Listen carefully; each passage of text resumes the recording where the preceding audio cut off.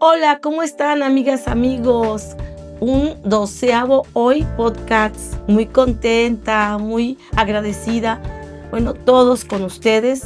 Aunque ahora no ven a mi amigo Gilberto, mi compañero de podcast. Tuvo algún asuntito por ahí, pero bueno, en la próxima está con nosotros. Pero detrás de las cámaras, pues tenemos a Eric. ¿Qué onda?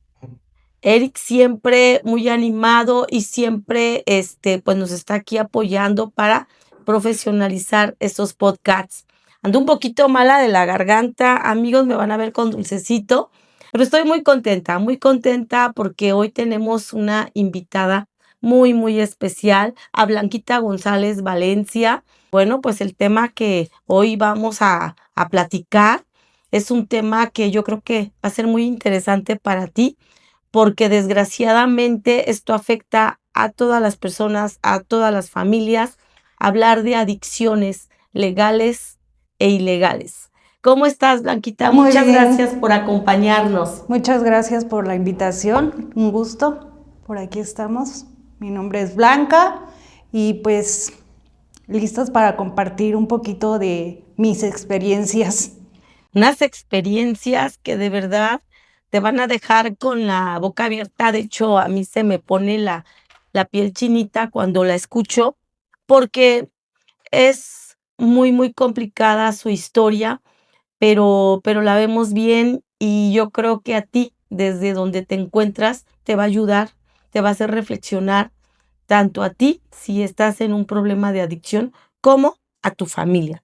Pues vamos adelante con este tema.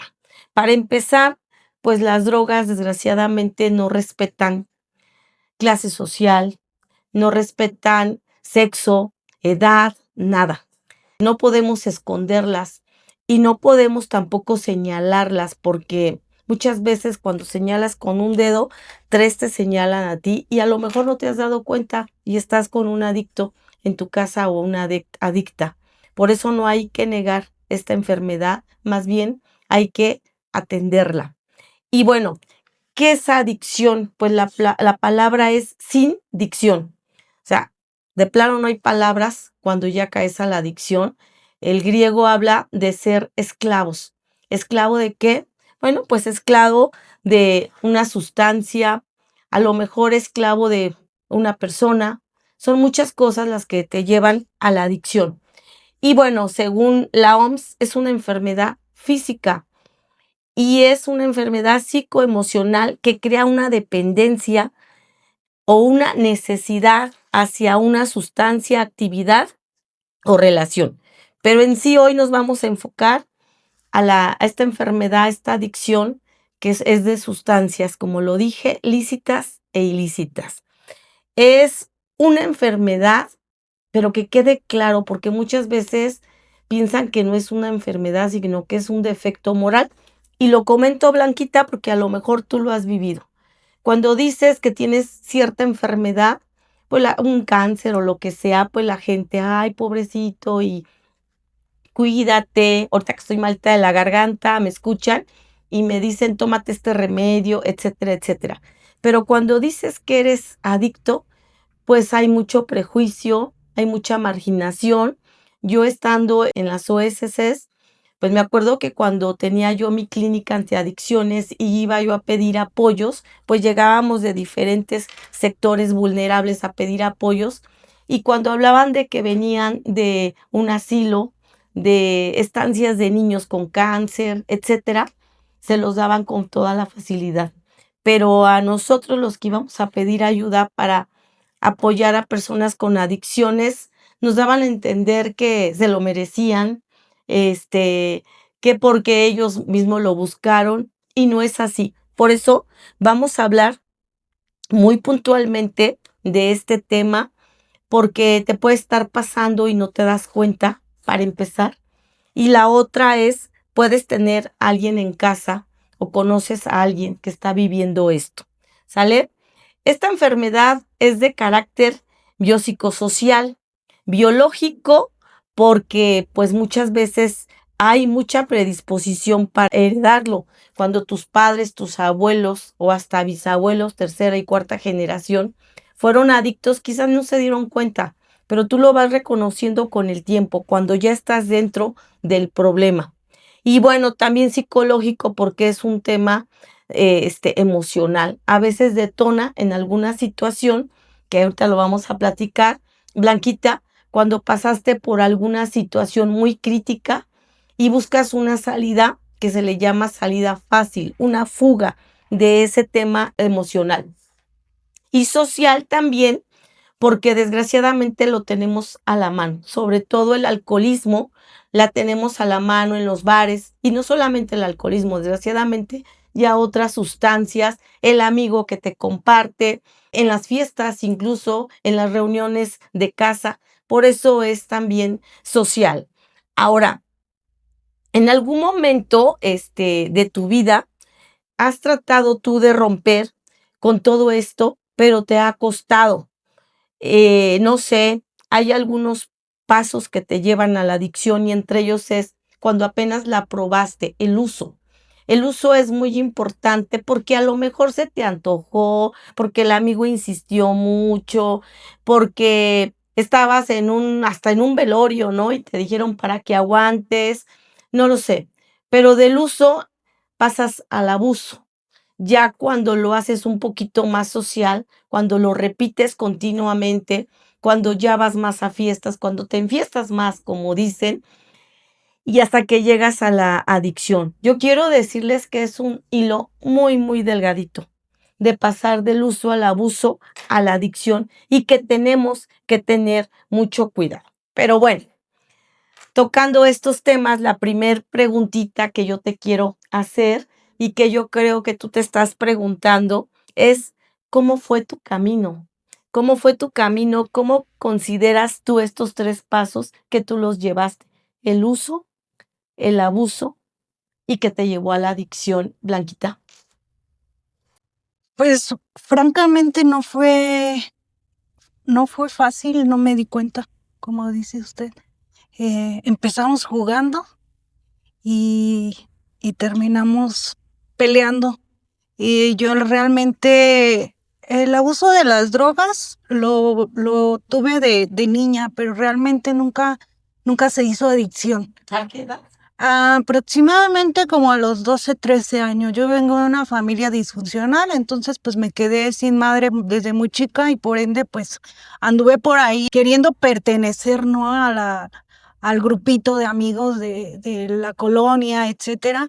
Entonces a uno se le hace fácil por querer agradar a los demás, porque en realidad yo ni siquiera, no me gustaba ahora sí que los síntomas, lo que sentía, no me agradaba. Simplemente lo hacía para quedar bien. Que empecé a usar la marihuana, llegué a usar la cocaína muy pocas veces y también el cristal. Pero para mi buena suerte, nunca se me hizo dependencia. Yo continué mi vida, llegué a un punto en el que dije, esto no está bien, y continué con mi vida y como si nada pasara. Sin embargo, al pasar de los años, ya, ahora sí que después de cierta edad, caí en las garras del alcohol, que ese fue mi real problema. El alcohol para mí empezó, al principio lo probé con mi expareja, el papá de mi hijo. No me gustaba ni el sabor, o sea, era desagradable el sabor, pero repito, para convivir, para estar con él, para ser parte de la bolita que se juntaban, que vamos al antro, que vamos al baile, etcétera, pues uno empieza a jugar y sin darse cuenta uno, pues yo ya vengo dañada de las emociones de mi infancia, ¿no? De cosas que yo viví desde pequeña, que realmente siempre traté de olvidar u ocultar para que no sentirlas, vamos. Entonces, cuando el alcohol empieza a entrar a mi cuerpo, pues mi cuerpo empieza a decir, ay, esto se siente bien, ¿no? Y yo recuerdo que desde las primeras veces que tomaba con el papá de mi hijo, él me decía, no me gusta que tomes. Y yo decía que era por envidioso, que era porque no le gustaba verme feliz. Yo me enojaba. Pero en realidad, desde ahí, desde ese punto, estoy hablando de aproximadamente 20 años, desde ese punto el alcohol ya me transformaba. Entonces, por eso a mí me empezó a gustar el alcohol, porque me desinhibía, porque me volvía alegre, porque me sentía bien. Y él me decía, hoy lo analizo, ¿no? Él me decía, es que cuando tomas, te transformas. Pero yo decía, pinche machista, etcétera, y me enojaba. Entonces, pues trataba de evitarlo, ¿no? De cierta manera, estando con él, pues lo controlaba. Pero llega un momento en el que tenemos problemas con mi pareja y llega la separación. Entonces, cuando llega la separación, que ya tenía a mi hijo tenía 1 año y pocos meses, pues ahora sí que vamos a decir el dolor del abandono, que era mi principal, pues vamos a decir talón de Aquiles, el abandono, porque el abandono yo lo traigo desde niña con la violencia con mi madre, por el abandono de mi padre, y que siempre todos me hacían a un lado, siempre me hacían al lado. Y entonces cuando yo encuentro a este hombre, digo, pues de aquí soy, voy a tener un hogar, voy a tener esa familia que siempre quise. Y pues resulta que no. Entonces cuando él se va, se aleja y se va por otra mujer, me deja por otra y me deja con un bebé y yo sin saber qué hacer. Entonces empiezo a sentir esa necesidad de anestesiar mis emociones, de dormir mis emociones. Y yo recuerdo que mi bebé pues estaba pequeño de brazos y cuando él se fue de la casa, yo no podía dormir. Entonces, todos los días empecé a hacer como cotidiano, ir a la tienda a eso tipo de las 6 de la tarde, 7, y me compraba un six de cervezas y una caja de cigarros. Y era de la manera que me anestesiaba para poder dormir, porque yo no dormía si no me anestesiaba, porque mi cabeza empezaba a imaginarse infinidad de cosas, ¿no? ¿Qué está haciendo y cómo está y por qué se fue? Y infinidad de cosas. Entonces ahí en ese momento fue donde el alcohol empezó a atraparme y cuando menos esperé, pues Blanca ya consumía en exceso, ¿no?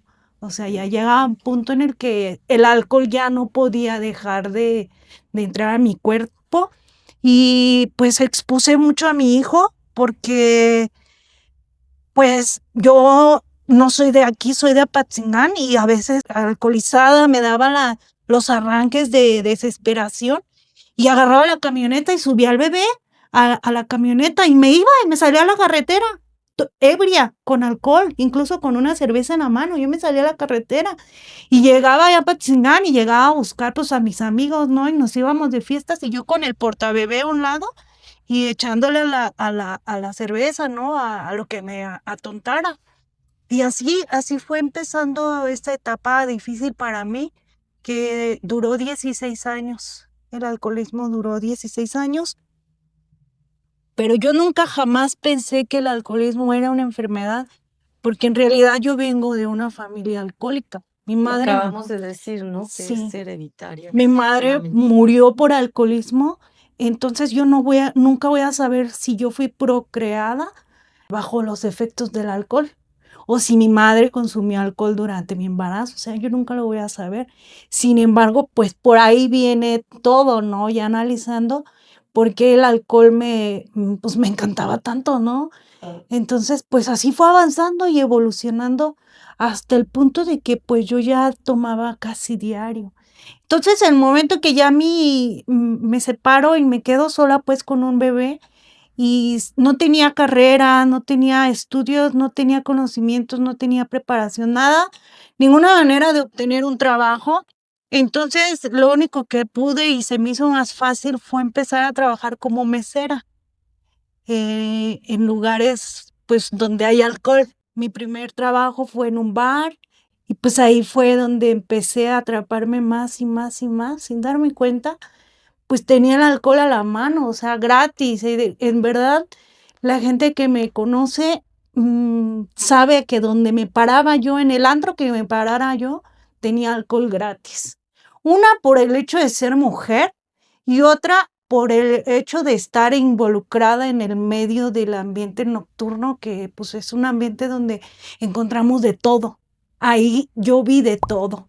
Vi drogas, vi balazos, vi alcoholismo, de todo. La verdad fue una Prostitución y todo eso. prostitución, abusos, etcétera. Yo estuve expuesta muchas veces a abusos. Yo recuerdo que en mi alcoholismo, cuando yo llegaba a quedarme dormida en las barras de los bares a las altas horas de la madrugada sin saber en dónde, llegaba a despertar sola allá en un bar.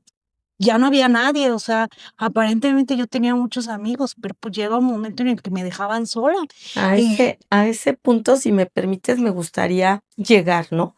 Que el alcoholismo, esta enfermedad, tanto el alcoholismo como la drogadicción, tiene 4 características. Una de las primeras es que es precisamente una enfermedad familiar, una enfermedad de coadicción, porque también vas afectando, obviamente, a la familia, que esto ahorita lo vamos a estar hablando, pero también es una enfermedad que te va a llegar el momento en que te vas a diagnosticar, autodiagnosticar. ¿Por qué lo digo? Porque no es una enfermedad que te puedan decir otras personas, porque no hay aceptación. A ti te lleva a que yo no estoy mal, y si te ponen ejemplos todavía, tú llegas a decir: "No, a él le pasó por tonto. Yo no he llegado a eso, yo lo puedo dejar en cualquier momento". Entonces, este autodiagnóstico es cuando tú decidas la aceptación y aceptar a decir: "Sí estoy enferma, sí tengo una adicción", pero no te das cuenta, de verdad es algo muy, muy pesado, muy fuerte, y que mucha gente logra salir, mucha gente ya no lo puede contar, porque ya pasó a mejor vida o a peor vida, no sabemos, pero, a veces la vida que llevas ya estás muerto en vida. Un adicto tiene eso, ¿no? Y pues el otro es la enfermedad, que es una enfermedad crónica. Es una enfermedad crónica, no tiene cura al día de hoy conocida y no existe. Esa cura ya va a ser cuando tú estés decidida, como ahora te vemos, y hasta donde lo logres. Porque en AA, en los grupos tradicionales, dicen solo por hoy. Y solo por hoy, porque puede venir alguna situación. Yo he conocido personas que ya tienen, como dicen, limpios o en estado de sobriedad durante 10, 15 años, pero pasa un suceso a lo mejor fuerte, y aquellas personas que hasta ya fueron padrinos llegan a recaer nuevamente, y eso es muy, muy complicado. Entonces, por eso es por día, o sea, estar pensando es cómo se maneja, ¿no? ¿Y a qué te lleva esto? A que vas a convertirte en presa muy fácil. ¿Para qué? Para los cárteles. Y el otro paso, pues, hospitales, y, pues, el peor, la muerte, ¿no? Que no lo logras. Bueno, en esta enfermedad, progresiva, ya no te controlas, lo acabas de decir, pero esta enfermedad te deja sin la familia, es muy mala, pierdes la familia, pierdes el trabajo, pierdes aún tus decisiones, tu autoestima, te encierra en varias cosas. Pero bueno, tocando estos puntos, Blanquita, estas características que acabo de mencionar, ¿cómo afectaron en tu vida? Vámonos por primero el de la familia. ¿Cómo te diste cuenta que estabas dañando a tu familia o cómo actuaba tu familia contigo? ¿Qué pasó? ¿La perdiste? ¿Ya la recuperaste? Porque llevas poco, ¿no? Me gustaría también que menciones el tiempo que tienes de sobriedad. Se recupera rápido la familia, la confianza, todo eso, que la confianza se pierde en un segundo, pero recuperar la confianza es muy difícil. Pues la familia, en mi caso, yo no tuve tanto problema con la familia porque mi familia no está aquí y pues vengo de una familia disfuncional. Puedo decir que no tengo familia, pero tengo una pequeña familia que es mi hijo y yo. Entonces, pues perdí a mi hijo. Perdí a mi hijo porque mi alcoholismo empezó cuando él era un bebé. Entonces yo no tuve tiempo de cuidar de él, de darle una guía, de darle principios, valores. Traté de ser una buena madre, entre comillas, porque pues lo mandaba a la escuela, ¿no? Pero pues él me veía cómo llegaba, él veía cómo me ponía. Él se acuerda de ocasiones cuando me lo dice y me dice, ¿te acuerdas cuando llegaste y te caíste y dejaste la escalera llena de sangre? Y cosas así que yo no me acuerdo, pero él me las recuerda. Perdí su confianza, perdí su amor. Hoy en día mi hijo, yo tengo apenas escasos, bueno, lo que va del año con sobriedad. En un grupo tengo de enero a la fecha que acepté a entrar un grupo. Esta parte me duele, me llega muy profundo porque ahí fue donde, como usted lo mencionó, Blanca ya estaba muerta. Yo ya estaba muerta en vida. Yo puedo decir que yo soy, pues, no sé, un milagro o algo así, porque pues yo ya estaba a punto de quitarme la vida. Yo ya no soportaba más el dolor de saber que de alguna manera tenía un problema, pero no sabía cuál era mi problema, ¿sabes? Yo decía, ¿por qué no puedo parar? ¿Por qué no puedo parar? ¿Y por qué no puedo parar? Porque yo ya dependía del alcohol. O sea, mi hijo me decía, ya no tomes, ya no tomes. Y yo me enojaba y yo lo agredía. Él me lo decía, yo no lo recuerdo, pero él me decía, ¿te acuerdas todo lo que me dijiste anoche? Y yo, pues no me acuerdo. En ocasiones no me acordaba ni siquiera cómo llegaba a casa. O sea, ya las lagunas mentales eran borrachera, como dicen por ahí, tiro por viaje. O sea, cada que emborrachaba, Blanca ya olvidaba todo lo que hacía y pues cada vez las crudas morales eran peor y peor y peor, más devastadoras. Llegaba al punto en el que pues yo ya me avergonzaba de mi existencia, me avergonzaba mirarme al espejo, que la gente me viera. O sea, era tal grado que ya en la tienda en la mañana era de, ¿qué? Güera, me dicen güera, no sé de por qué. Una caguama, y yo pues sí, y ya llegaba con mi envase de caguama a las 8 o 9 de la mañana para desayunar y curarme la resaca de la noche anterior, ¿no? Porque era la única manera en la que pues yo ya me sentía, vamos a decir, bien, porque estando seca, como le llamamos nosotros en AA, eh, entra la neurosis, la neurosis sí o sí ataca siempre a los alcohólicos. No se dan cuenta o no nos damos cuenta hasta que pues nos van guiando. En mi caso, pues yo llego por cuestiones ya de salud, mi cuerpo detonó y yo ya estaba a punto de colapsar con depresiones ya muy profundas, trastornos de ansiedad muy profundos, ya no dormía, ya no comía, ya era un robot, era un cuerpo sin vida, nada más caminando. Y pues tuve que llegar al doctor, principalmente a una consulta normal. ¿Por qué? Porque pues empecé a sentirme mal, ¿no? Pues era obvio, si ya tenía semanas que yo ya no dormía. Aparte, yo me empecé a automedicar. Cuando no estaba ebria, tomaba medicamentos para dormir, porque en la sobriedad yo no dormía. Entonces, pues estaba mezclando, en este caso, vamos a decir, cierto tipo de droga, porque pues así le llaman a los medicamentos para dormir, con el alcohol. O sea, exacto, pero yo lo hacía inconscientemente. O sea, yo no sabía el daño que me estaba haciendo y era peor, porque cuando llego al doctor, el doctor me deriva a psicología y pues yo digo, pero si yo vengo mal de una cosa, ¿por qué me mandan al psicólogo, no? Yo me pregunté.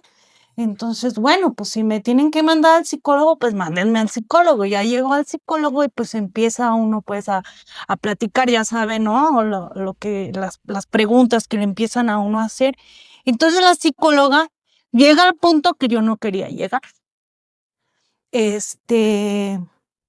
La psicóloga me dice, tienes una enfermedad que se llama alcoholismo. En esta parte a ti autodiagnosticaron. A ti más bien a ti te Me diagnosticaron. diagnosticaron. Tú no llegaste al autodiagnóstico. Yo mi Y te diagnóstico tardaste en en aceptarlo. aceptarlo. Mi diagnóstico era pues depresión, insomnio, nada más, ansiedad.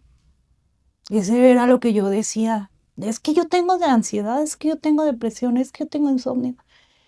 Pero la gente no nos cree, la gente no cree. Pensaban, de hecho, que yo me inventaba todo, pensaban que yo quería llamar la atención.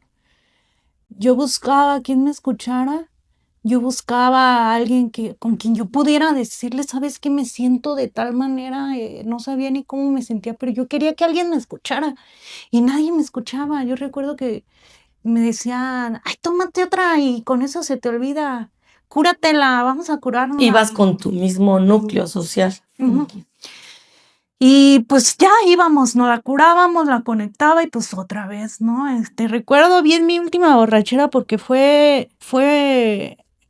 increíble porque yo soy amante del mar y de la playa, entonces, mi última borrachera fue en la playa, fue 4 días de alcohol día y noche, bueno, no, de noche sí no, le paraba, pero 4 días tomando, pero ya no sentía ni siquiera satisfacción el estar en la playa. Entonces fue cuando yo ya dije, o sea, Y era un vacío. ya, o sea, estaba en la playa, estaba en el mar, estaba con mi charola ahí de cervezas, mi plato, y yo ya me sentía vacía, con la mente de verdad que llegó a pasar así, métete al mar, o sea, yo llegué a pensar en la muerte. Me voy al mar y me voy caminando como si no sintiera, y se lo dije a la persona con la que estaba y me dijo, oye, ya tienes problemas. Le dije, ¿sabes qué? Así recuerdo que bien natural estábamos observando el atardecer y le dije, yo creo que todo se acabaría si me metiera al mar. Pero yo ya lo estaba diciendo inconscientemente. Entonces él me dice, ¿sabes qué? Ya tienes problemas. Llegando a Morelia, te vas a ir al psicólogo. Y yo dije, ay, está loco. Entonces así. Fue cuando entonces llego a Morelia y llegando a Morelia, llegó un jueves, recuerdo bien, en la fecha 5 de diciembre, llego y busco a mi amigo de parranda, a mi tazo dorado, como le llaman por ahí, pero todo el camino yo venía tomando, llegué de borracha a Morelia y le digo, vamos a seguirla porque ando bien peda y y no quiero pararle porque estoy celebrando el cumpleaños de mi hermana, que mi hermana ni siquiera estaba aquí. Bueno, total que continuamos hasta que llegó el punto en el que ya no pude más beber y pues ya me fui a casa. Al siguiente día fue cuando llegué al doctor. Y ya de ahí cuando la psicóloga me dice, tienes una enfermedad que se llama alcoholismo, yo de verdad, sinceramente, dije, o sea, está loca, ¿no? O sea, ¿cómo por el alcoholismo voy a estar así? O sea, no había congruencia porque yo tenía catalogado el alcoholismo como los borrachitos que andan ya en la banqueta, que ya andan cambiando el cuerpo por alcohol o que ya toman alcohol de la botella ese del rojo. Yo decía, eso ya es alcoholismo, yo no soy alcohólica. Y me negaba y me negaba. Entonces la psicóloga, obviamente me empezaron a medicar, ¿no? Pues para controlar mis ansiedades y la abstinencia. Entonces la psicóloga pues me empieza a hablar de AA. ¿Y por qué no vas a AA? Y porque yo me quedé así como, ¿cómo cree que voy a ir ahí? O sea, no, o sea, a mí se me hacía ya denigrante llegar a AA. Yo decía, no, eso ya es pues para gente enferma. Todavía no aceptaba que era una enferma. Y pues pasó el mes, ¿no? Porque eso fue en diciembre y pasó un mes, exactamente un mes. Y la psicóloga, ¿ya fuiste a AA? Y yo, no. ¿Y ya fuiste a AA? Y yo, no. Entonces, ya después de 3, 4 veces que la doctora me menciona que si ya había ido, dije, bueno, voy a ir para que deje de estarme molestando porque ya me enfadó. Y pues empiezo a buscar grupos de AA y pues para mi buena suerte tenía 1 o 2 cuadras de donde vivo. Pero pues como yo nunca había abierto los ojos para eso, entonces dije, pues voy a ir. Y fue de la manera que, pues, escondiéndome con vergüenza y con miedo, yo me sentía derrotada, me sentía denigrada, ya, pero decía, pues ya no tengo más que perder, ya perdí todo.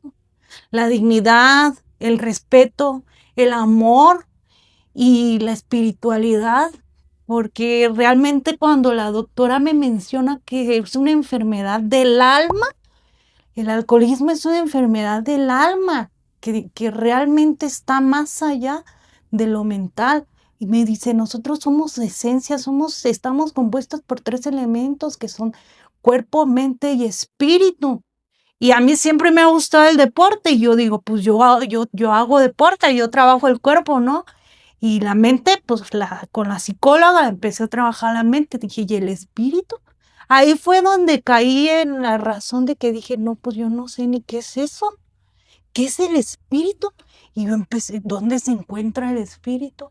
No, pues empiezan a decirme que el espíritu, que lo tienes que trabajar y tienes que creer en algo o en alguien. O sea, pero es que yo no creo en Dios, ¿cómo me quieren hacer creer en algo si yo no creo en Dios? En AA se maneja de esa manera. Entonces, pues poco a poco me empezaron a hablar de lo que es los pasos, de cómo funciona el programa, de cómo es que empezamos a reconocer que tenemos una enfermedad. Yo tardé pues como un mes para poder subirme a la tribuna y declararme alcohólica. O sea, las palabras me salieron así como que no quería salir de mi boca el aceptamiento. El primer paso habla de aceptación. Y la aceptación para un alcohólico, para un adicto, para un enfermo, es lo más difícil.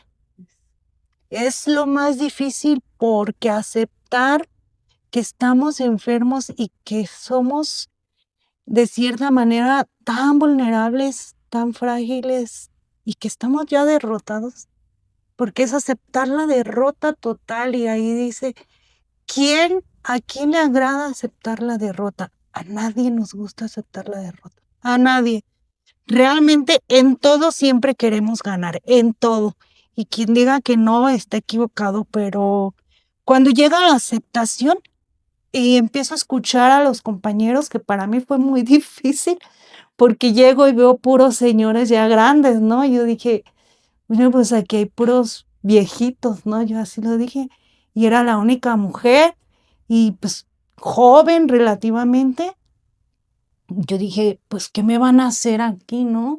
Entonces yo empecé a buscar en redes sociales, esto lo menciono para que no caigan en el error de que yo empecé a buscar en redes sociales y empecé a ver que había muchos, que cuarto y quinto paso, que 24 horas, que padrino que la madrina aquella, y empecé a ver muchas cosas que me espantaron, ¿no?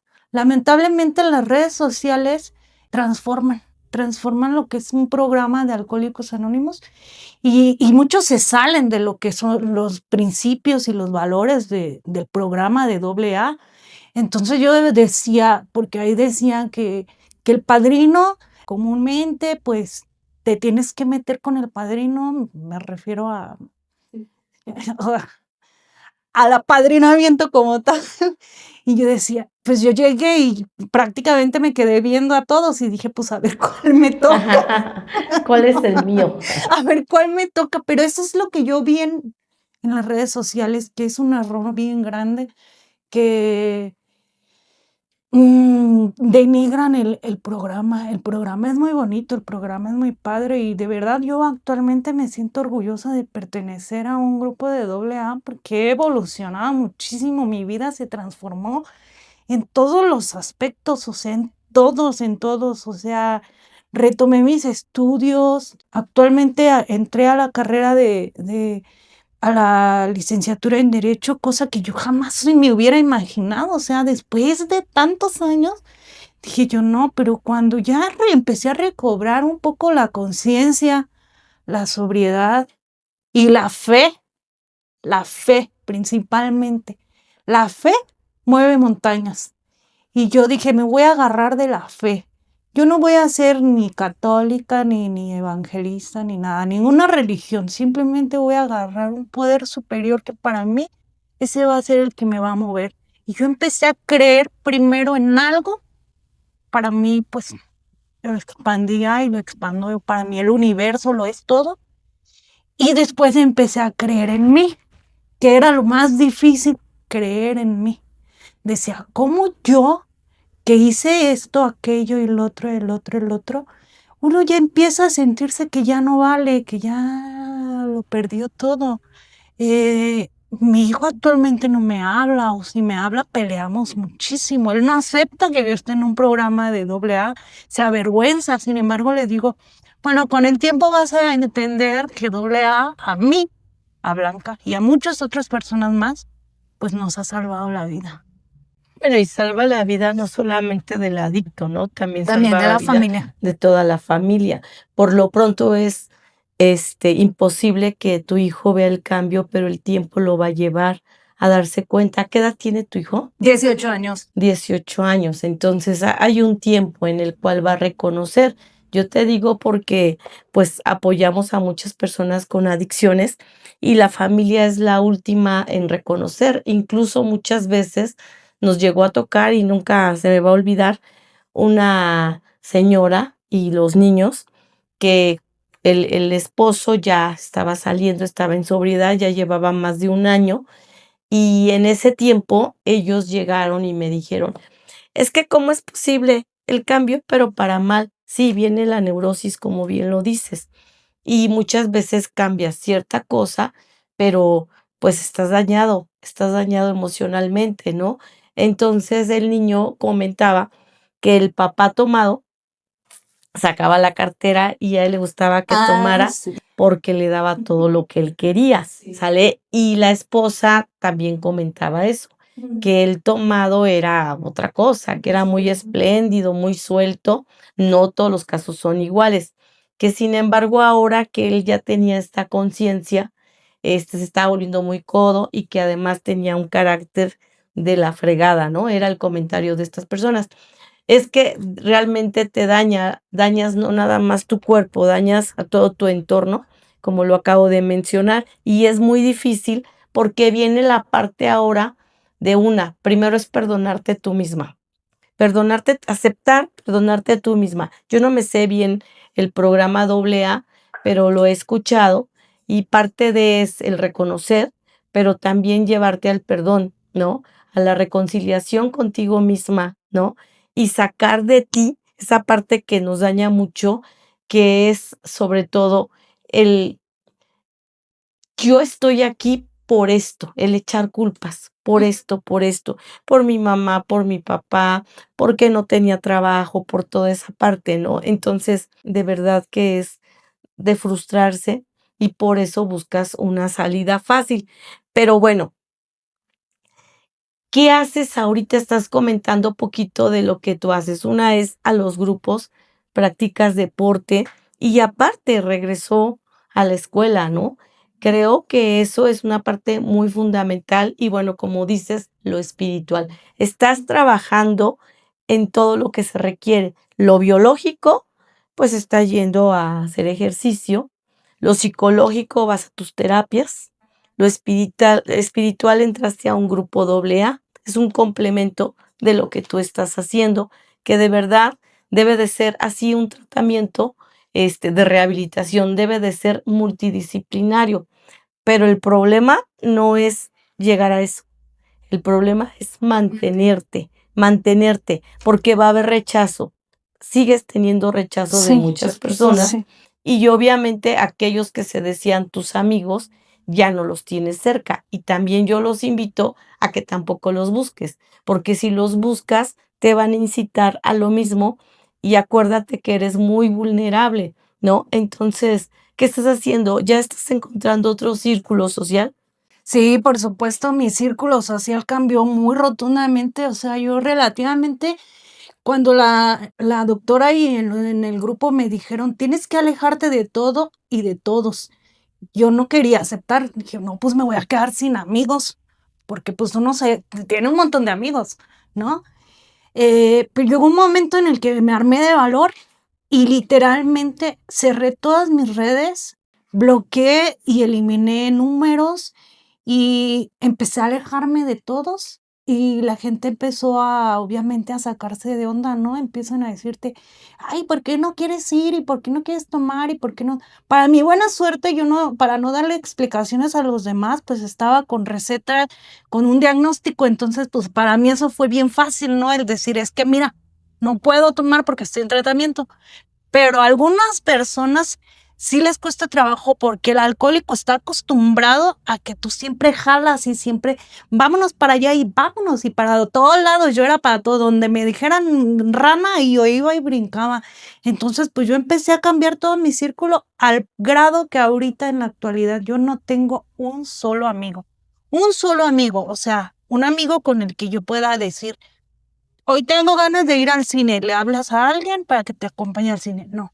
¿Por qué? Porque todas mis amistades y mi relación era tóxica, o sea, era un círculo de todos tomaban, todos fumaban, todos se drogaban, todos tenían problemas o todos tienen problemas mentales o de algún tipo de problemas que yo también los sigo teniendo y los estoy trabajando. Pero ¿cómo empieza uno a decir? Yo empiezo a decir, yo ya empecé un camino. Yo recuerdo cuando me derrumbé, cuando me derroté, yo busqué a Dios así como tal, sin creer en un Dios. Yo decía: "Dios, de verdad, si existes, pues quiero verte", ¿no? O sea, en pocas palabras lo reté y las cosas empezaron a suceder mágicamente. Parece exagerado, pues, pero así fue, así empezaron a suceder las cosas. Entonces, pues yo dije, hay un dicho que me dice mucho mi madrina: "A Dios rogando y con el mazo dando". Dije: "Bueno, pues si le estás pidiendo a Dios que te dé, que te abra la puerta, pues tú, ¿qué tienes que hacer? Pues haz lo tuyo, ¿no?". Entonces, pues, ¿qué empecé a hacer yo? Pues continuar mi ejercicio, que pues ese lo tengo desde hace muchos años, que para mí mental y corporal, físicamente, pues me ha ayudado bastante. Yo fumaba desde los 13 años y cuando dejé del alcohol, yo dije: "Ni un cigarro más", porque yo ya no podía ni respirar. O sea, yo ya no podía ni ir al gimnasio, yo no sé cómo podía hacer ejercicio. Si fumaba como 12 cigarros al día, pero yo tuve el valor de decir: "Ya, hasta aquí, ya estuvo", y eso para muchos es muy difícil, para muchos. O sea, todavía yo conozco personas en la agrupación que no pueden dejar el cigarro, pero yo soy muy drástica en mis decisiones, yo soy muy terca, yo digo: "Esto se va a hacer Es y esto parte se hace". de un trastorno, si nos puedes comentar. Sí, de hecho, sí, yo considero que no sabía yo que tenía ese tipo de trastorno, que al principio me espanté cuando me dijeron que tenía TDAH. Yo me espanté porque dije: "No, pues, ¿cómo voy a hacer una carrera académica con este tipo de trastorno?". Estamos hablando de déficit de atención, y yo me saqué de onda y me espanté, dije: "No lo voy a lograr". Lo platiqué con un maestro y me dijo: "Yo tengo TDAH". Y yo me quedé con la boca abierta porque o sea, Cerebrito. exacto, un cerebrito andante. Le dije: "¿Cómo le has hecho?". Y me dice: "Si lo puedes utilizar inteligentemente, vas a ser brillante". Y yo dije: "Guau, o sea, tengo un superpoder". Así me dijo él: "Tienes un superpoder, pero tienes que aprender a trabajarlo". Entonces, ahí fue cuando yo empecé a descubrir por qué todo lo que digo, voy a hacer esto, lo hago, lo hago. Ahorita traigo el ojo morado porque retomé el Si no patinaje. vayan a pensar que fue una No, borrachera, no, ¿eh? no fue una borrachera, retomé el patinaje y así como dije, desde la primera vez que me puse los patines, dije: "Voy a aprender a patinar como lo hacía de niña", porque era experta. Y empecé a aventarme y a lanzarme. Tuve una mala caída por imprudencia de que no me puse el casco, pero, pues, yo creo que eso me ha ayudado a ser tan firme en mis decisiones, por ejemplo, en mi sobriedad, en decir: "Ya no tomo, ya no hago". Ahorita actualmente, a mí me gusta mucho apoyar a las personas. Actualmente estoy yendo a dar un servicio al reclusorio, instituciones carcelarias, y para mí es muy bonito entrar ahí y ver a las personas que posiblemente algún día salgan y que puedan salir y no se tengan que enfrentar al mundo del alcoholismo, porque allá adentro, pues, no pueden tomar. pero al final de cuentas, pues algún día van a salir, si es que llegan a salir, y pues que sepan que acá afuera tienen dónde llegar, a dónde refugiarse cuando salgan, porque pues no es lo mismo estar encerrada y estar privada que no puedes hacer Bueno, nada. que es un decir, fíjate que yo llegué a dar también ir a visitar reclusorios, pues hablando de Ciudad de México, y también me tocó aquí en Mil Cumbres, y desgraciadamente también ahí hay un buen mercado de drogadicción, sobre todo, pero buen mercado al grado de que a mí me tocó, sí les quiero comentar, a mí me tocó en el reclusorio Oriente, fue la última vez que fui a los reclusorios porque me espanté mucho, yo estaba más chava, tendría yo como unos 34, 35 años, y en el momento, porque yo iba a apoyar a personas de forma espiritual, y en el momento en que me estaba despidiendo de la persona que yo apoyaba, que hasta me decía mamá, él llegó a matar gente, o sea, algo muy, muy pesado. Y yo vi cuando mataron a una persona en ese momento, los mismos de ahí, y le dije, ¿qué pasó aquí? Y pues nadie hizo nada. Y me dice, es que cuando debes droga, pues se quitan con las visitas con la familia. Le dije, ay, no debes, por favor, porque si no ya no vengo. Me dio muchísimo terror, muchísimo horror. Y bueno, yo sé por varias personas que desgraciadamente también hay un buen mercado, ahí no se acaba todo. Entonces también ya es de decisión no seguir consumiendo, porque a veces he escuchado también decir que les va mejor adentro, que el mercado está mejor adentro que afuera, porque es más costoso. Tú sabes que Sí, la cárcel es el hotel más caro, sí. te cobran hasta por tener almohada por día, o sea, por día, ¿no? Tu cobija por día.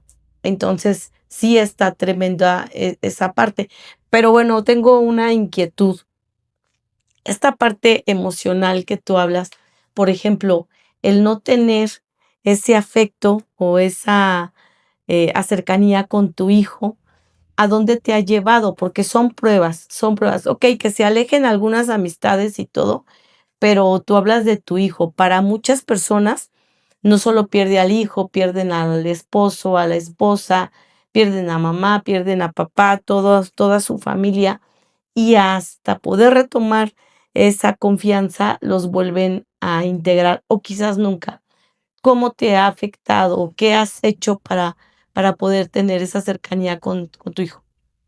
Actualmente, ¿Él vive contigo? él vive conmigo, pero hemos tenido muchos problemas, infinidad de problemas, porque lo mismo, él también me llegó a decir al principio, en los primeros meses de sobriedad, me decía, me caías mejor cuando andabas borracha. Y yo me reí, le dije, ¿por qué? Y me dice, porque siempre llegabas y me comprabas pizza y me dabas Así es. dinero, pero era la culpa, que yo llegaba a casa con la Claro. culpa de que me viera así, entonces pues trataba de comprarlo, ¿no? Bueno, inconscientemente pues yo hacía eso, pero entonces llegó un momento en el que pues ya cuando empieza uno a recuperar la sobriedad, empieza la neurosis y él es neurótico también. ¿Quién lo hizo Claro. neurótico? Pues obviamente yo, ¿no? Claro. Al principio me daba trabajo aceptar que yo había enfermado a mi propio hijo. Cuando me empezaron a decir, es que él es lo que tú hiciste y tienes que aceptar las consecuencias de tus actos. Y yo decía, es que yo no lo crié así, yo no lo hice así. Yo me negaba y me negaba y me negaba. Entonces me costó más trabajo, yo creo, aceptar esa parte que el alcoholismo, que también me costó mucho, pero me costó más trabajo aceptar que la enfermedad de mi hijo fue mi culpa. Entonces ahí entra un poquito, vamos, el amor de madre y entra un poquito el trabajar más ¿cómo se dice? En mis actitudes y en mi propia cabeza, en ahora ser un poco más tolerante. Porque al principio era, pues si no te gusta, así nos peleábamos a gritos. Si no te gusta, vete de la casa. Y lo corría y lo corría y lo corría. Nunca se fue, pero, o sea, era mi solución, ¿no? A todo. O sea, es que yo, pues, ¿cómo voy a cambiar a alguien que, pues, que a él le gusta ser así? Entonces, cuando empiezo a darme cuenta que en realidad él solamente actúa a lo dañado que yo misma lo dejé, empecé a entenderlo. Y ahora actualmente trato de quedarme callada, de platicar con él, de darle la razón.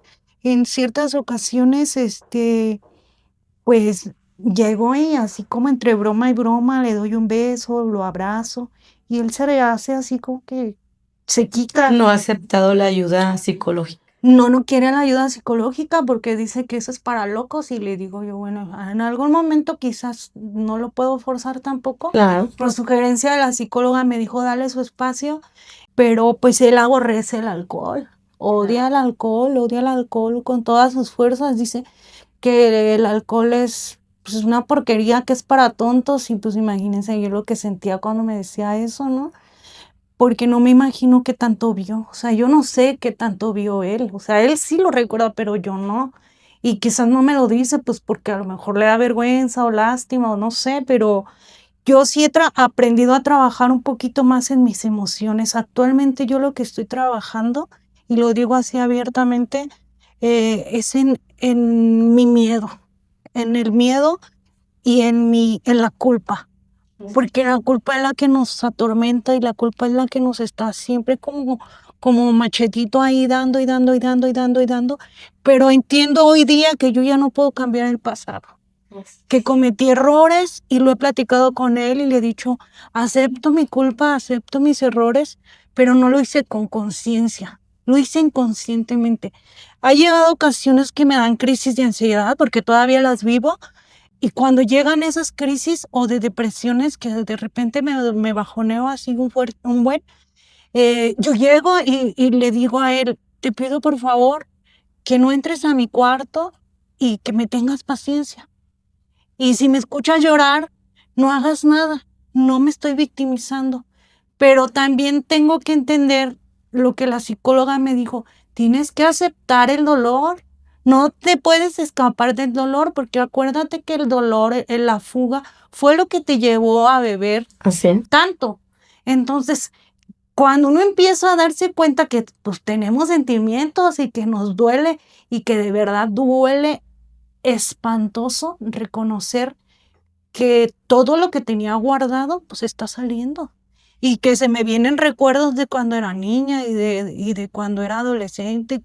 O sea, cosas que yo ya no me acordaba, ahora las estoy recobrando. De repente me llegan así como flashazos de situaciones muy dolorosas y me derrumbo. Me voy hasta abajo.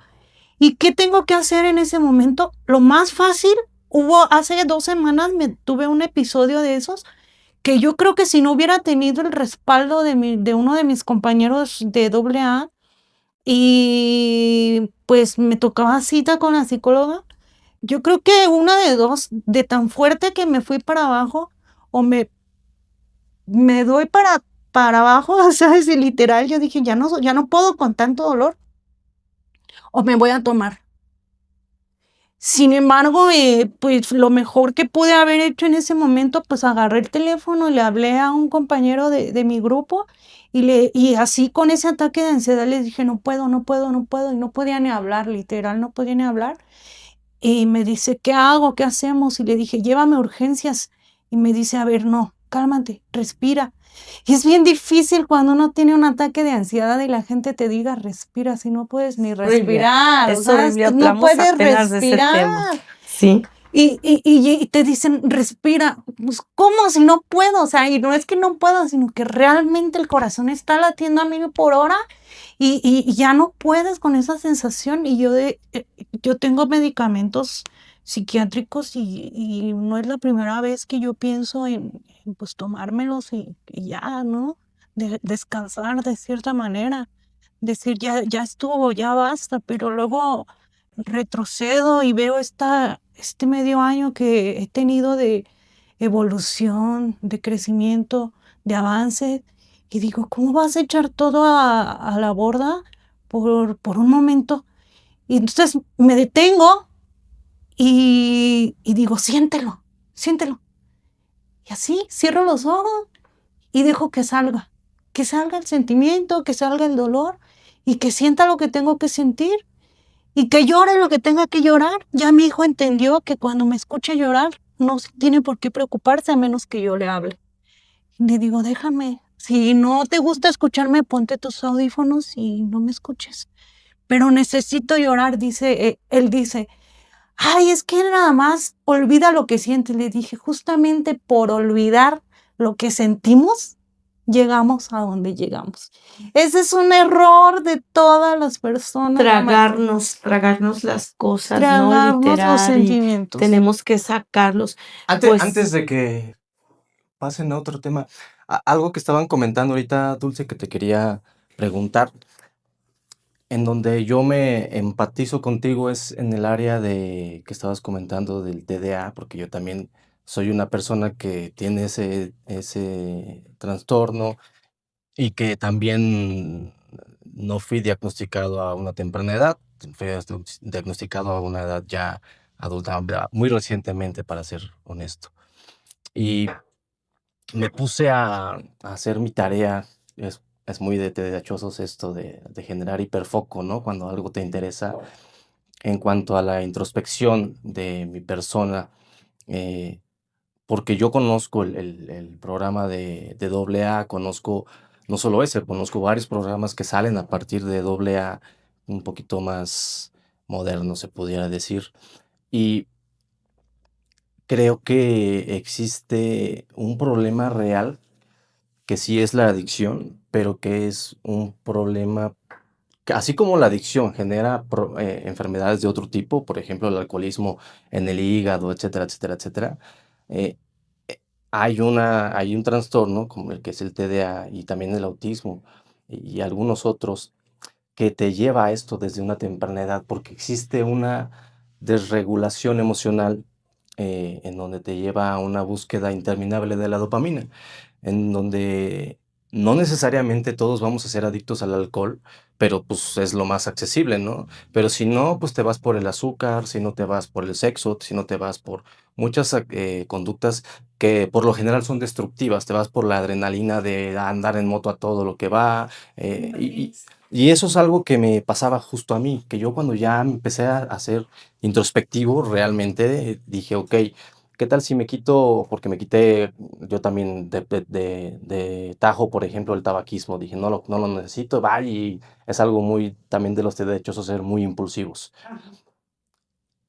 Pero entonces me di la tarea de decir, ok, ¿y por qué fumo? O sea, ¿por qué llegó la adicción? ¿Qué es lo que me llevó, no? Ya hasta que descubrí esto del TDA, descubrí que, por ejemplo, el 60% de la población que está en las cárceles tiene TDA y casi todos, o si no es que todos, los que están en el grupo de AA tienen TDA.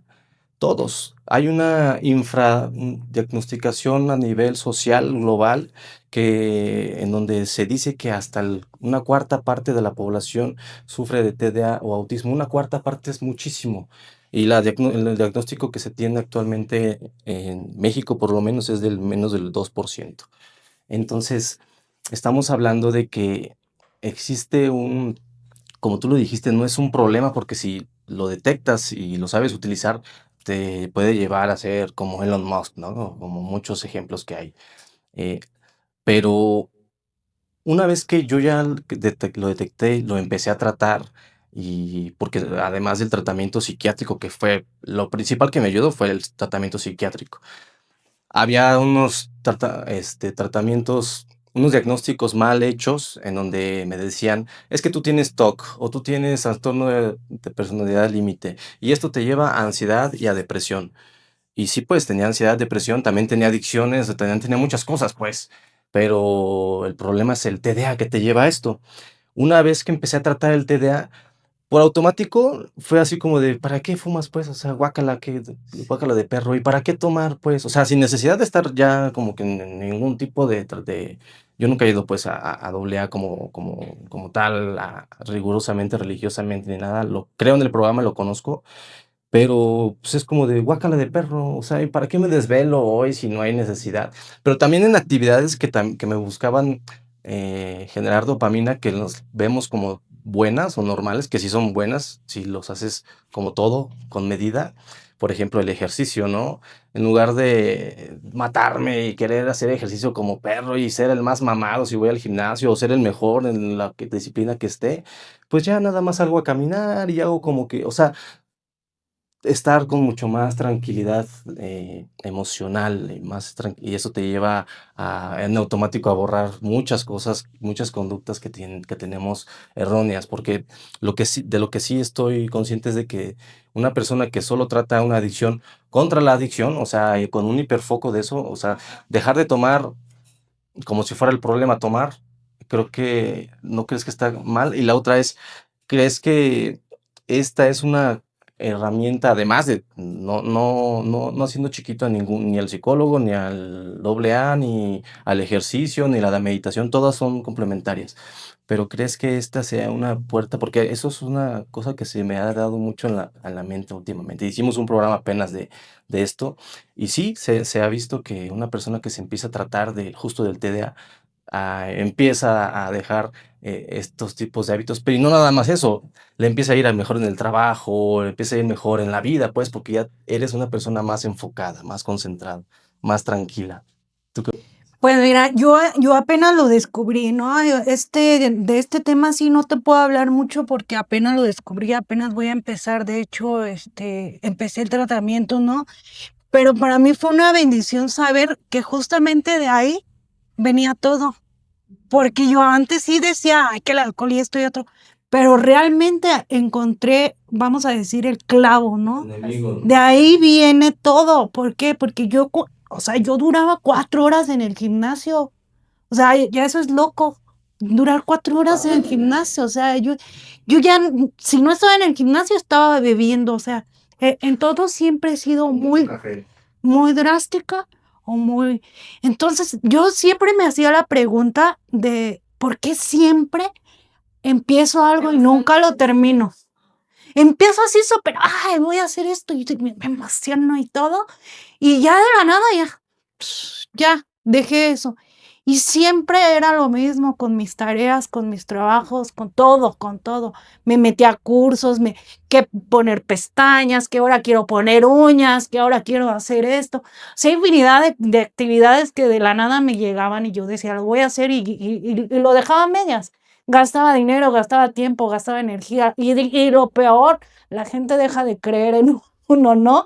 Porque pues te ven que llegas, perdón, toda entusiasmada, ¿no? Y de repente, pues ya no quiero. Y yo siempre me reprochaba eso y me culpaba. Yo decía, es que ¿por qué soy así? ¿Por qué no puedo hacer las cosas? Y me daba mucha frustración y mucho coraje. Y cuando para mi buena suerte y por buena fortuna, me dijeron que como tal tenía el problema, el trastorno, dije, bueno, descansé, porque entendí de dónde venían muchas cosas.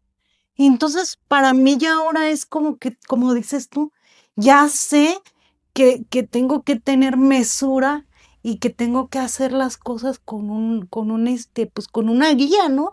Yo relativamente me empezaron a decir que tenía que trabajar con calendario, con alarma, como un bebé, como un niño, pues, ¿no?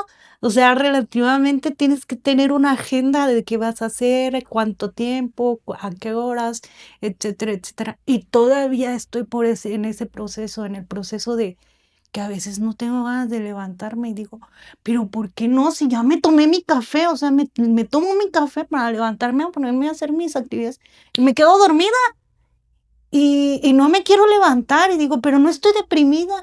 Y son cambios bien drásticos, bien difícil, que para mí pues ahí está la respuesta de por qué era tan efusiva cuando bebía alcohol, ¿no? O sea, no era de tomarme 1, 2, 3, no, sino era hasta perder el conocimiento y hasta que el cuerpo aguante, literal.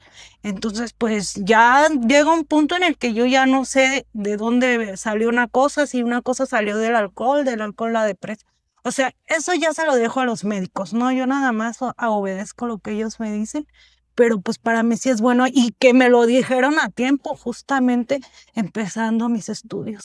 Fíjate que bueno, no sé ustedes, amigas, amigos, pero la verdad, los que han estado con problemas de adicciones, pues en muy poco tiempo se está viendo tu cambio. O sea, en medio año ella lo convirtió a través de una especialista, lo convirtió en un tratamiento multidisciplinario que lo está llevando paso por paso. y esto te está generando, obviamente, el que salgas del problema y el que puedas nuevamente ahora sí que la reinserción social, ¿no? La estás llevando a cabo, pero no es tan fácil. Pero también es porque no hay la voluntad, porque realmente no has reconocido, porque te falta fuerza de voluntad para lograrlo. Pues algunos decían, te falta aquello, pues sí, te falta esa fuerza de voluntad y tienes que irlo trabajando, pero no es de la noche a la mañana. O sea, tú que lo estás viendo, es que cómo le hizo, ya también dijo hace unos días, estuvo en ese tema. Apenas estuve con un padrino que me decía que pues salió adelante, ya lleva 6 años en sobriedad, ajá, también de alcoholismo, pero él sí, borrachito de calle, de que su único compañero era el borrachito con el que tomaba, y nos comenta que pues ya se les acababa la bebida y entonces empezaban a pedir para comprar alcohol del 96. Y pues su mamá siempre desesperada, su familia, sí tenía familia, pero era como que ya lo perdimos y ya está perdido y ya está perdido en el alcohol. Y nos decía hace poco que aparte él ayuda a gentes con problemas de adicciones. Tiene una clínica, por cierto, muy bonita, con canchas de tenis, incluso dentro de la clínica, aparte de las canchas de tenis, de fútbol, metió psicólogos, lo está haciendo de una manera muy profesional, tiene psiquiatra y tiene hasta dentista. O sea, padrísima la clínica y los lleva a la reinserción. Ajá. Pero él me comenta que ahorita pues le va muy bien económicamente porque pues él perdió a la familia, perdió a la esposa, perdió a los hijos, solo una hija lo busca, ya murió su mamá, no le tocó a su mamá verlo en sobriedad, murió su papá, tampoco le tocó verlo en sobriedad y viene esa culpa, ¿no? Viene esa culpa de decir, yo ya no me vieron por estar ahí empedernido.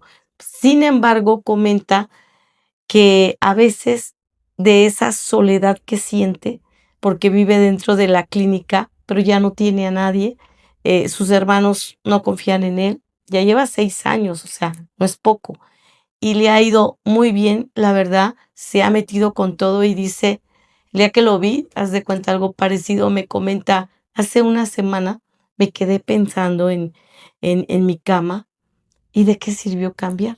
Antes yo era más feliz porque tenía mi amigo de parrandas que falleció, mi amigo de parrandas que pues nada te interesaba, no estabas preocupado por nada, lo único es por tener más alcohol y pedíamos limosna y del que nos diera, al grado de ir a conseguir comida Del del basurero. basurero, cosas así. Y entonces yo me le quedé viendo, ¿es en serio, padrino, que pienses así? Le dije, ¿estás teniendo terapia? ¿Estás yendo tú mismo con la psicóloga? Y comentaba que sí, pero me dice, ¿sigo teniendo yo ese vacío existencial? Y entonces yo le recomendé ir al psiquiatra porque te enfrasca la cabeza es a veces el mejor elemento que podemos tener, nos ayuda para mucho, pero tú lo acabas de decir, si no dejas el pasado, vas a recaer. Tú ya tienes que pensar en el hoy, en el ahora, y a lo mejor futurizar, pero sin hacerte muchas ideas, porque entonces también cae la frustración. Si no logras las metas, a temprana o largo plazo, también caes en la frustración. Por eso no tenemos que hacer metas a muy largo plazo, ¿sí? Y también estar consciente de hasta dónde puedes, ¿no? Ahorita tú dices, el ejercicio ya es un hábito y un hábito muy bueno porque es biológico. La escuela ya entendiste por qué no la terminas y qué bueno que te metiste en la cabeza, tengas el trastorno que tengas, el que lo tengo que lograr, pero lo vas a lograr acompañado de algo, de las adicciones, como dice la terapia de biopsia, solo tú puedes lograrlo. O sea, porque la decisión es tuya, ya lo dijimos, debe de haber un autodiagnóstico, tú tienes que reconocer, pero no puedes lograrlo solo. Necesitas o requieres de un acompañamiento como el que tuviste. Ahora que te sentías en esa situación, le hablas al amigo que está en el mismo grupo, que te puede entender. Por eso estos testimonios, por eso son los grupos AA, porque hablan el mismo idioma, ¿sí? A lo mejor el psicólogo te va a llevar, te va a guiar, pero dentro del grupo, ¿cuántas veces no, cuando escuchas a alguien subir a tribuna, dices: "Esa soy yo"? Eso yo lo viví, y de ahí aprendes porque vas escuchando la experiencia de cómo ir saliendo, ¿no? Yo la verdad miro estos grupos AA porque han sacado adelante a muchas personas. Lo manejan hasta cierto punto parecido los anexos, pero no. Los anexos definitivamente son muy fuertes. Sin embargo, hay clínicas antiadicciones que te llevan, las que ya trabajan de forma profesional, pues esos te van a ayudar mucho más. Pero bueno, el tiempo es corto. Yo creo que vamos a tener que invitarte en otra ocasión nuevamente, Blanquita, porque ahorita dejaste a muchas personas pensando y créeme que desde estos testimonios salvas vidas. Alguna persona que ahorita te escuchó y que no se ha dado cuenta, pues una que tiene el trastorno y dos que tiene el problema de la adicción, pues yo creo que debe de acercarse a una psicóloga, a un profesional, pero también acercarse a un grupo AA donde te pueden escuchar y pueden entenderte porque han pasado por lo mismo. Pero bueno, antes de despedirnos, me gustaría que dieras un mensaje para cerrar y concluir. Pues yo la verdad el único mensaje que le puedo dar a las personas es que antes de los prejuicios, valoren lo que es su vida y valoren la vida de sus seres queridos, su familia, porque al final de cuentas yo tengo entendido que nadie va a morir por nosotros. Entonces el momento que yo entendí que el día que me muera, la vida va a seguir igual, conmigo o sin mí, ahí dejé los prejuicios y dije, me salvo yo y que ruede el mundo. Así es. Porque a veces nos detenemos por lo que van a decir, por lo que la gente va a pensar. Y en realidad, pues si amas tu vida y si no lo haces de alguna manera, puedes hacerlo. Porque en realidad yo recuperé el amor por mí. Yo antes no me amaba, no me quería, no me respetaba, no nada. Y actualmente ya hasta con las personas marco mi límite. Y digo, no, a ver, de aquí no pasas, porque, o sea, me estás faltando, me estás lastimando. Entonces, pues, que sí hay una oportunidad y que donde quiera hay grupos aquí en Morelia, en cualquier lugar. Y en realidad, si no tienes la confianza de llegar a un grupo de AA, si crees que tienes el problema o alguna persona conocida, familiar, etcétera, pues tómalo por el medio, vamos a decir, por especialistas en la salud, ¿no? Pues un psicólogo puede ser una buena puerta para empezar a adentrarnos al tema. Y ya él profesionalmente, pues ya será quien te pueda dirigir a, pues si tienes que ir a un grupo de AA. Pero sí, mi principal mensaje es dejar los prejuicios y salvar la vida de, pues la tuya principalmente y la de tus seres queridos, porque al final de cuentas es lo que vale la pena. Así es. Amigas, amigos, pues nos vamos. Ojalá y nos sigan comentando, por favor, comenten, es bien importante. Compartan, si tú conoces a alguna persona con este problema y tú no lo estás viviendo, comparte este podcast. Para nosotros es mucho, pero mucho, muy importante. Síguenos en nuestras redes sociales, aparecemos contigo, Luz Contigo. Estoy en Facebook, en Instagram, en X. Y bueno, muchísimas gracias. Y bueno, quédense con esto. Solo tú puedes lograrlo, pero no puedes lograrlo solo. Contigo.